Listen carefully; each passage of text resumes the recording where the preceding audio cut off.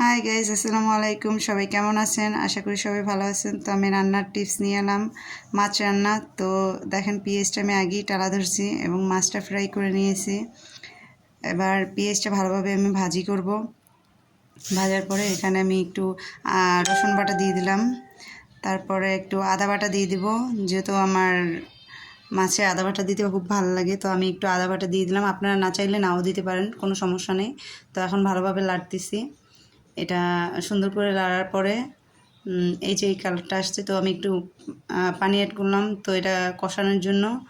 তো এখন কি করব, আমি 2 চামচ মরিচ দিয়ে দেবো, যেহেতু মাছ একটু ঝাল ঝাল না হলে ভালো লাগবে না। তারপরে 1 টেবিল চামচ হলুদ দিয়ে দিলাম এটা। আর এখন ভালোভাবে এটা কষাবো। এই যে আমার কালারটা আসছে দেখেন। কষানোর পরে জানি হলুদ মরিচের গন্ধ না থাকে, আমি আবার একটু পানি অ্যাড করে দিলাম, যেহেতু গন্ধটা যেন না আসে। মশলার কষানোটা খুব ভালো জরুরি দরকার। তো এখন আমি আলুটা অ্যাড করে দিলাম। আলুটাও এভাবে আমি কষাবো সুন্দর করে, দেখবেন। আশা করি সাথে থাকেন, দেখেন লাস্ট। এই যে আমি আলুটা কষাইতেছি। কষানোর পরে এরপর আমি ঝোল দিয়ে দিলাম, মানে পানিটা অ্যাড করে দিলাম। আর এখন দেখেন, এই যে আমার মাছ রান্না শেষ। ফার্স্ট তো লাস্টে দেখেন কত সহজ পদ্ধতিতে মাছ রান্না করা হয়ে গেছে আমার। আপনারাও চাইলে করতে পারেন।